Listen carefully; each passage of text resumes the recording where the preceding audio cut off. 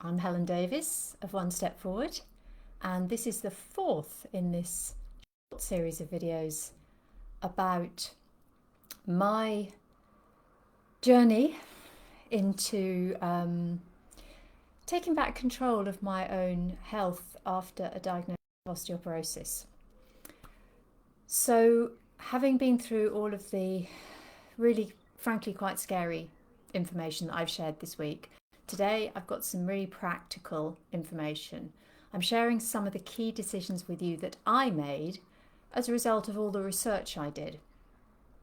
And this, of course, is following the incident in which I broke both my wrists in early 2022, just over a year ago as I'm recording this, a year and a bit ago.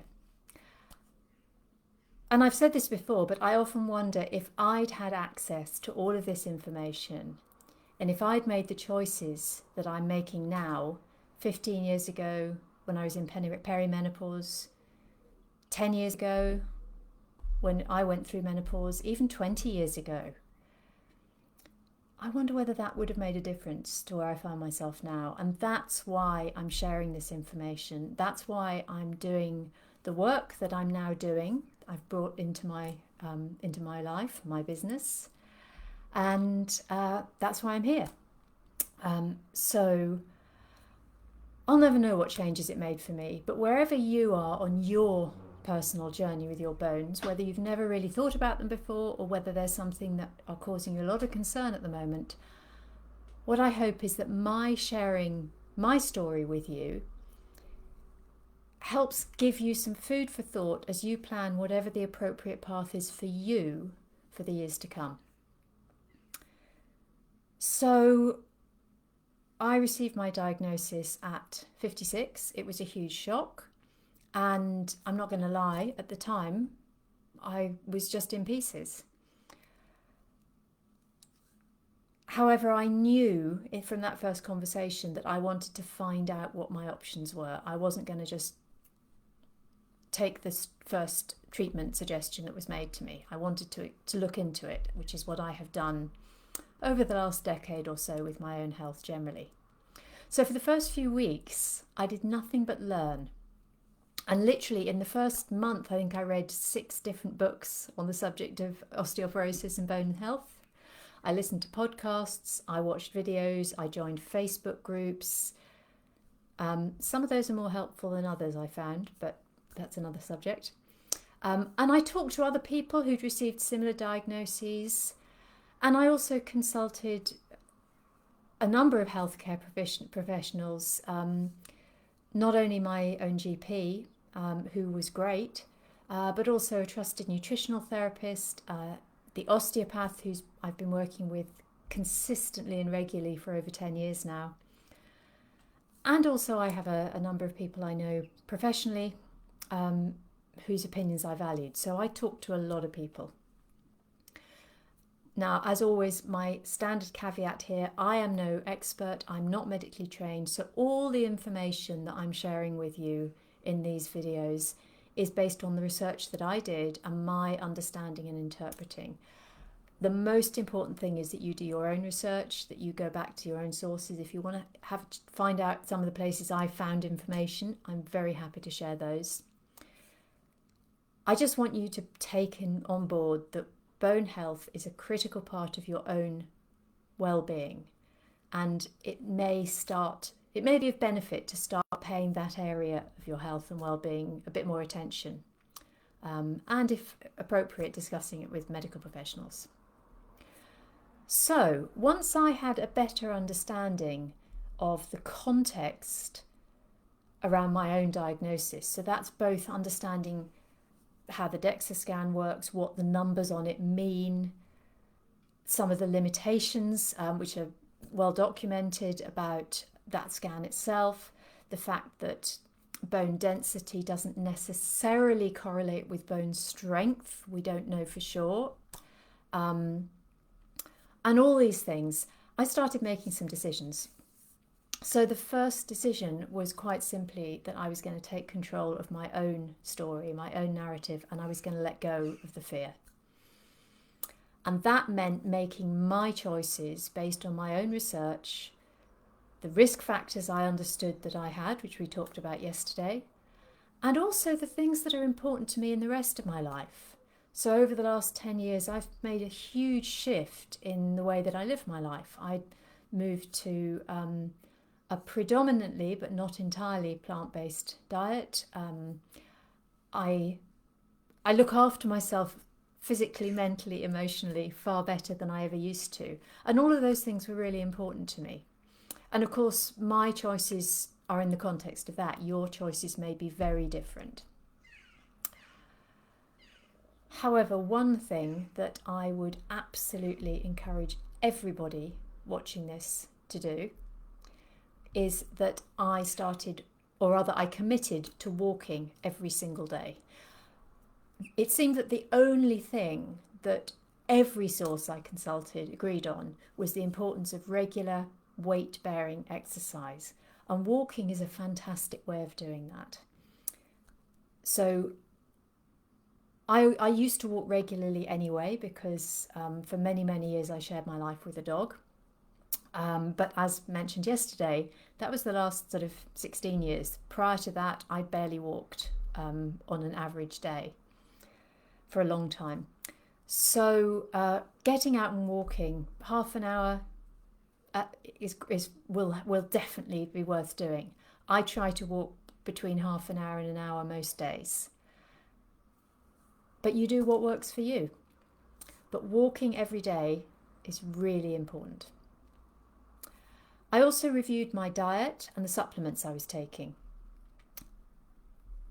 Perhaps the only other thing that everybody agrees on is the need for a well-balanced diet that supports the optimum levels of, among other things, calcium and vitamin D.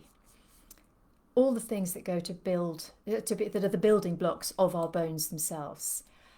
However, what I discovered was that the more you start digging into how best to obtain that calcium, the vitamin D and so forth, there are significant differences of opinion out there. So again, I really urge you to do your own research, think about what you are comfortable eating, talk to people who are trained in this. A nutritional therapist is a really good person to have a chat with at this point. And start working out not only what makes sense to you, but also what's sustainable to you. There's no point going on to a brand new diet for a month and then abandoning it because you feel that you've given up everything you enjoy. Find out what works for you, what's sustainable for you, and what makes you feel that you are doing something to support your bones. Because as a hypnotherapist, I know how important it is that the mind and body are working together, that we believe that what we're doing is beneficial and not harmful, and that can have a huge impact. So all that said, the biggest single decision I made was to start taking HRT. Now, I mentioned earlier that I'd been through menopause 10 years ago. I had not taken HRT at that time. I made a decision that I didn't even look into it, I have to be honest. And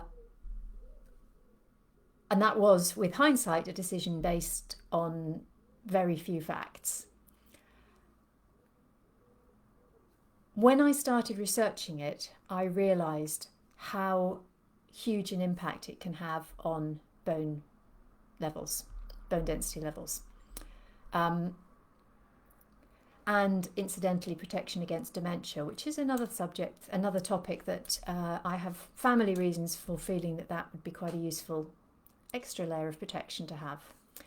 So when I researched it for myself, I decided that for me, the benefits of going on to HRT significantly outweighed any risks. And I also discovered that the risks that I'd kind of absorbed by osmosis, particularly the link, the supposed link with breast cancer, were based on headlines that were not the most accurate portrayal of the data beneath them. So again, I urge you to look into this, and if you'd like to know where I started my research on this, please do drop me a comment, DM me. Very happy to share those sources. At the same time, I made a decision not to explore any of the other pharmaceutical options, because obviously HRT is a pharmaceutical option, albeit these days tending to be based on body identical hormones. But I chose not to go down the route with any other pharmaceutical treatments currently available. That was my personal decision. You may make a different one. And lastly, but definitely not least, I realised with all of this focus on weight bearing and resistance work, I realised to my horror that the slow, intuitive, internal approach to yoga and to yoga postures that I'd been practicing and teaching for years by this point, while enormously beneficial in many ways, I mean, it transformed my life, and it's been incredible. However, the more I looked into it, the more I realised that the way I was practicing and teaching simply didn't provide the weight bearing and the resistance that my bones needed. Excuse me. So I assumed, bear with me one moment. Okay, hopefully I'm going to make it to the end of this without choking on you. I assumed that my option was going to be that I was going to have to go to the gym and start lifting weights. Now, I haven't ruled that out for the future. It may be that it's something that I decide I want to do. But coming back to what I was saying about nutrition and diet, if you do that because you have to, because you're forcing yourself, the chances are you're not going to stick with it very long.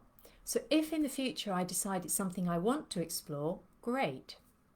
But meanwhile, when I discovered a program literally called Bones for Life, and I discovered that it was based on the Feldenkrais method, which may mean nothing to you, but it's one of those if you know things. Feldenkrais is an approach to movement that I absolutely loved and was deeply connected with the way that I practiced yoga postures. So when I discovered Bones for Life, I realised that there was another option. And the more I learned about it, the more excited I became. So I'm going to leave that here for today. And tomorrow I'm going to be back to talk to you a little bit more about Bones for Life, what it is, how it works, how it's changing my life, and how you can get involved in it too. So as always, if you've got any thoughts, questions, comments, please do tag me, DM me, comment. I'd love to hear from you, and I'll be back tomorrow to tell you a little bit more about Bones for Life.